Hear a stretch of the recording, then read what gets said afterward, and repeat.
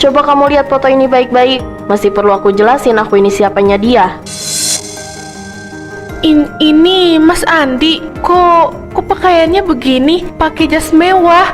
Dan Mbak kenapa Mbak pakai baju pengantin? Ini foto pernikahan kami 5 tahun lalu, sah secara hukum di depan negara. Dan ini surat wasiat dari orang tuaku yang mencantumkan nama Andi sebagai suamiku. Kami udah punya hidup di kota.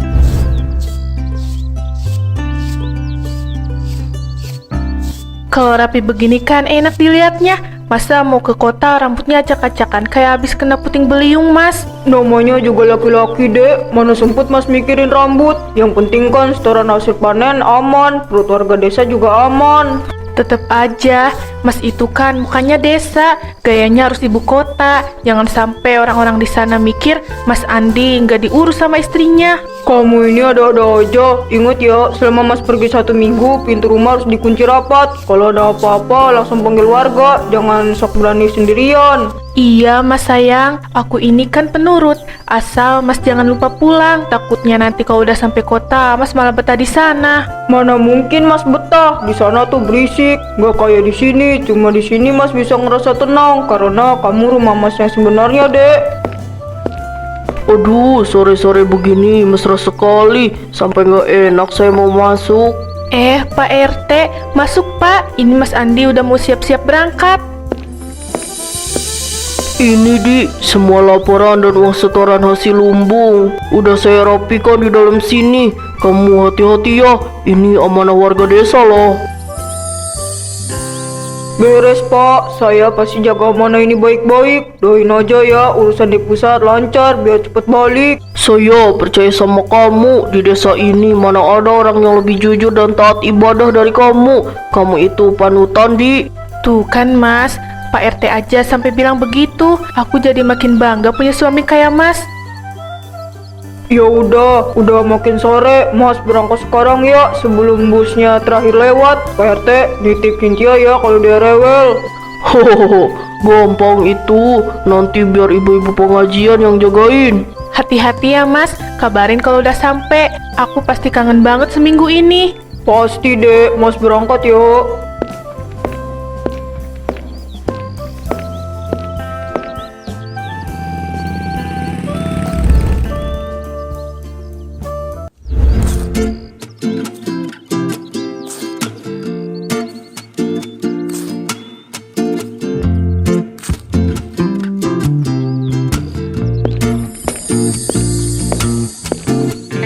Bosum, Kang Dadang, ayo istirahat dulu. Makanannya udah dateng nih. Panjang umur, Nduk. Baru aja perut mbok bunyi kayak suara katak sawah. Ini dia yang ditunggu-tunggu. Bau sambelnya kecium sampai sini, bikin lapar. Pelan-pelan Kang, jangan sampai jatuh. Ini tadi aku masak sayur asem sama ikan asin spesial buat yang udah bantu jagain sawah Mas Andi. Beruntung banget ya Mas Andi punya istri kayak kamu, Cinta. Udah cantik, rajin, pinter masak lagi. Mbok Sum bisa aja, justru aku yang beruntung, Bo. Mas Andi itu penyelamat hidup aku. Jarang ada laki-laki kota yang mau balik ke desa, hidup sederhana, terus religius. Kamu itu udah kayak ratu di sini, dijagain bener sama dia. Iya Kang, kadang aku masih suka ngerasa kayak mimpi. Doain aja ya, semoga Mas Andi cepet pulang. Sedih banget di rumah kalau nggak ada dia. Tenang aja, laki-laki kayak Andi gak bakal macem-macem. Pasti pikirannya cuma sawah sama istri tercinta. Itu mobil siapa ya? Tumben ada mobil bagus masuk ke sini. Iya, kayaknya itu mobil orang kaya dari kota. Jangan-jangan ada bos besar mau beli tanah di desa kita, Kang. Kok kayaknya mobil itu mau ke rumah aku ya, Mbok? Perasaan Mas Andi nggak bilang kalau nanti ada tamu yang datang. Paling lagi nyasar, Cinta. Jalan desa kita kan memang mirip labirin. Tapi perasaan aku kok nggak enak ya. Aku mau pulang sekarang deh.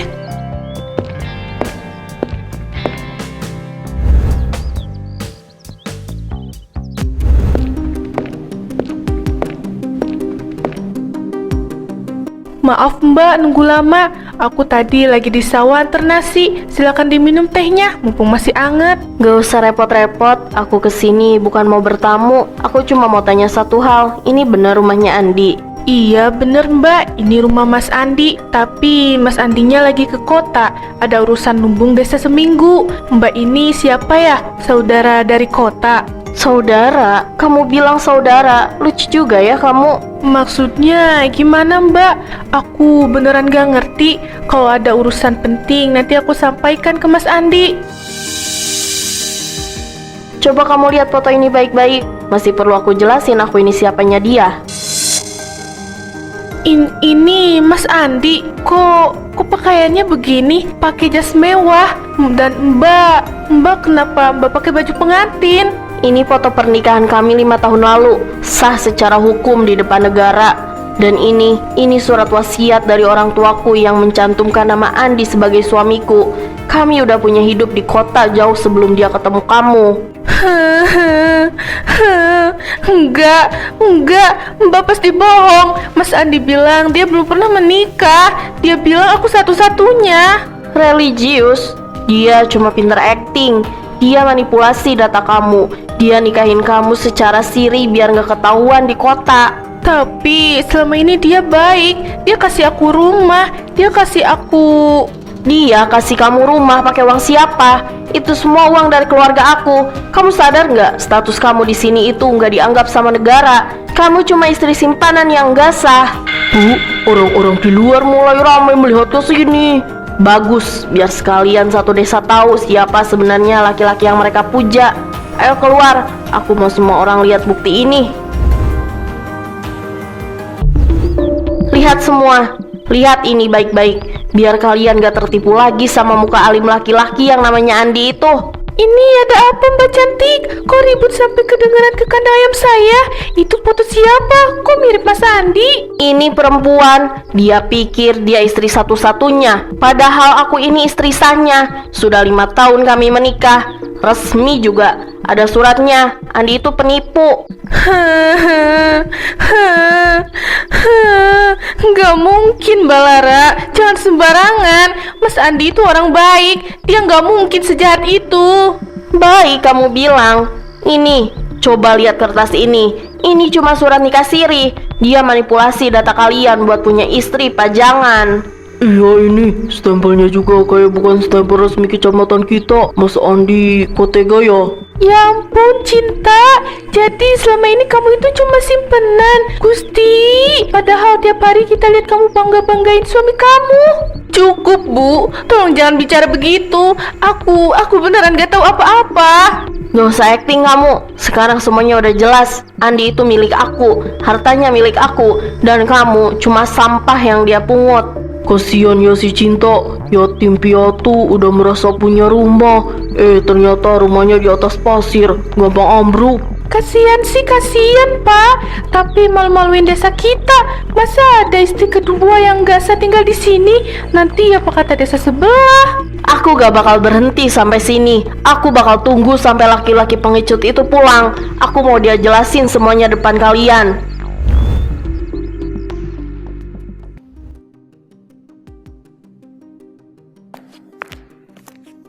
Halo Joko, Salim, tumben ronda jam segini sepi. Mana kacang rebusnya? Biasanya paling kenceng ketawanya. Mas Andi udah balik, cepet juga 1 minggu di kotanya. Iya, alhamdulillah, urusan lumbung lancar. Ini Mas bawa oleh-oleh buat kalian, tapi kok mukanya ditekuk begitu? Gak usah repot-repot Mas, mungkin nanti Mas Andi yang lebih butuh. Oh, maksud kamu apa Lim? Ada masalah ya di desa waktu Mas nggak ada? Mas Andi buruan pulang deh. Dari siang sampai sore, rumah Mas Andi kayak pasar malam. Ada tamu istimewa yang nyariin Mas di luar kota. Tamu? Siapa? Orang dinas. Bukan orang dinas, perempuan cantik. Dia bawa Thomas lagi pakai jas pengantin. Dia bilang dia istri sah Mas Andi loh. Oh, kalian jangan suka bercanda yang enggak. Pasti salah alamat itu. Kalau salah alamat, gak mungkin dia sampai nangis dan maki Cinta. Mas, Pak RT juga ada di sana loh. Pak RT udah di sana. Gawat, deh Cinta gimana? Dia nggak apa-apa. Cinta sih gak apa-apa Mas, tapi harga dirinya udah habis dimakan omongan orang.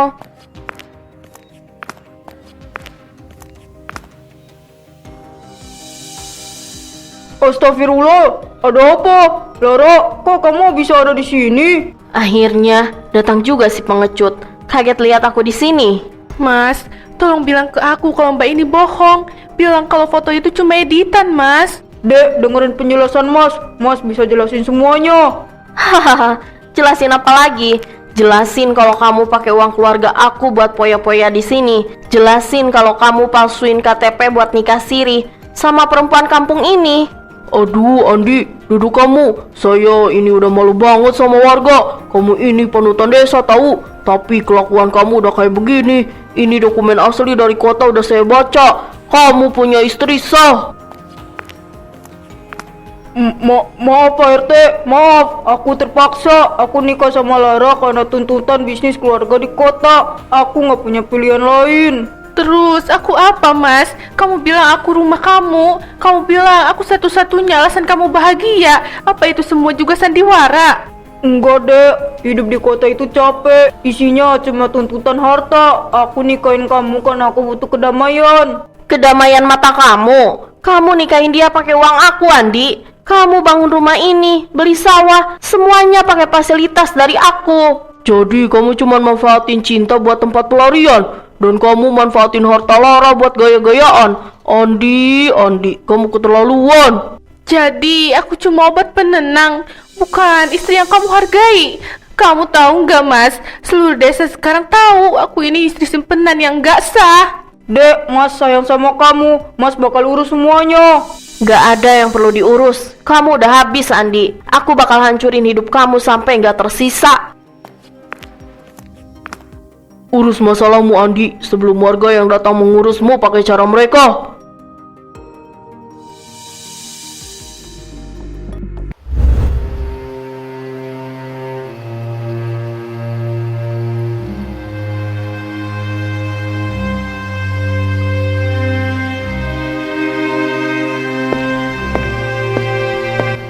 Nangis terus gak bakal bikin si brengsek itu berubah jadi berlian. Nih minum dulu.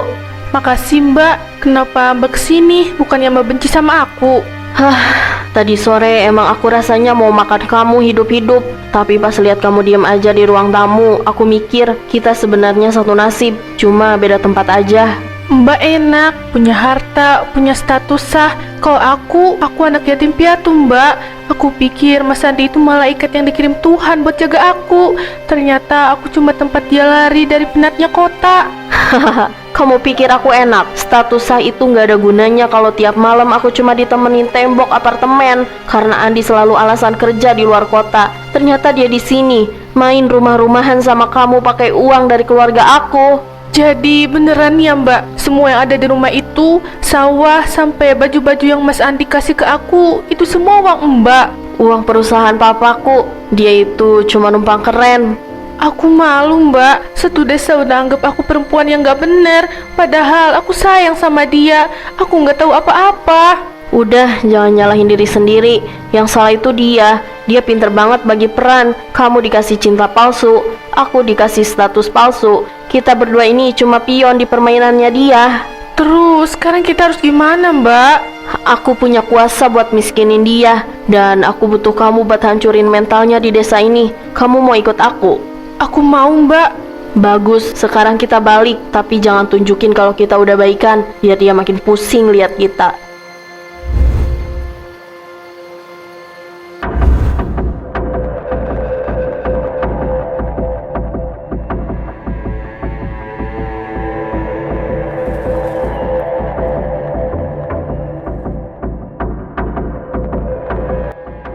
Saya nggak habis pikir, kamu udah saya anggap adik sendiri. Dan saya kasih kepercayaan urus lumbung. Ternyata kamu penipu satu desa. Saya gila Pak. Saya beneran sayang sama cinta. Tenang gimana, kamu manipulasi data kependudukan buat KTP palsu, nikah siri. Kamu tahu nggak kalau urusannya bisa sampai ke polisi? Jangan ke polisi Pak. Saya janji perbaiki data-data itu. Daripada warga makin emosi, mending kamu angkat kaki secepatnya. Tolong Pak, saya nggak punya siapa-siapa lagi.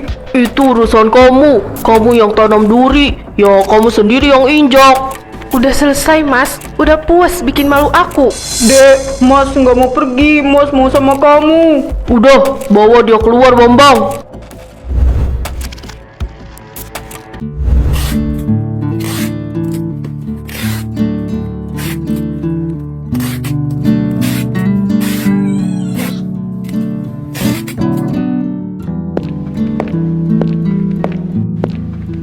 Ini anting sama kalung aku ambil ya. Ini belinya pakai kartu kredit aku. Ambil mbak.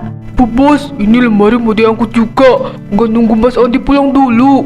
Angkut sekarang, gak usah nunggu si tukang penipu. Ini juga mbak, semua baju yang dia belikan buat aku tinggalin aja di sini biar dia peluk itu daster kalau kesepian. Permisi Bu, ini barang terakhir di kamar.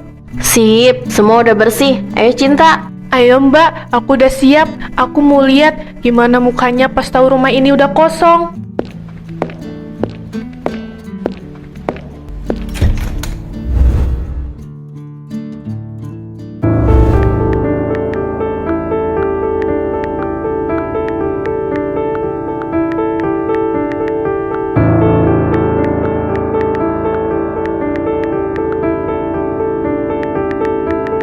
Silakan dibaca sekali lagi Bu Lara.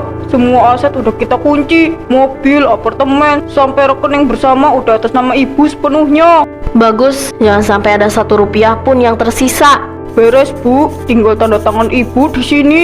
Maka gugatan cerai resmi kita layangkan sore ini. Selesai. Sekarang waktunya kasih tahu si pangeran desa itu soal kabar ini.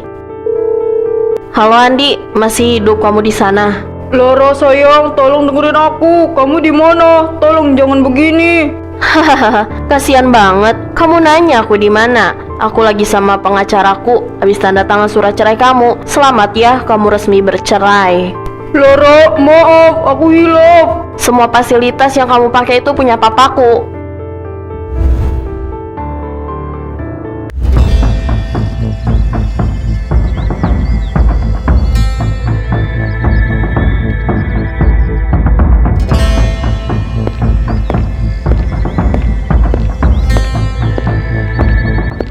Bu Tejo, boleh minta tolong Bu? Aku lapar. Boleh minta nasi sedikit?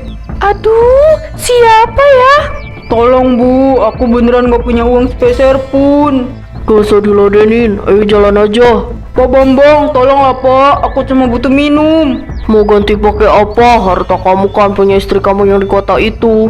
Kok kalian tega sih sama aku?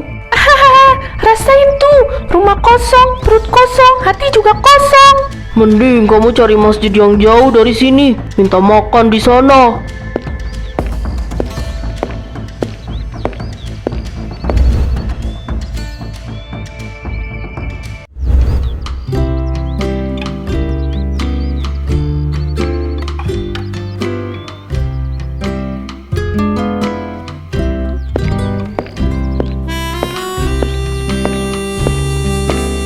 Nih, pegang tiketnya, jangan sampai hilang. Minum dulu biar gak stres. Makasih banyak mbak, aku masih gak percaya bisa beneran pergi. Sekarang saatnya kamu buka lembaran baru. Di kota nanti kamu tinggal di tempat saudaraku dulu ya, jangan sungkan. Mbak baik banget, padahal awalnya aku takut mbak bakal benci aku. Ya habisnya mau benci kamu juga buat apa? Kita sama-sama kena tipu. Bener mbak. Tahu, tempe, telur puyuh.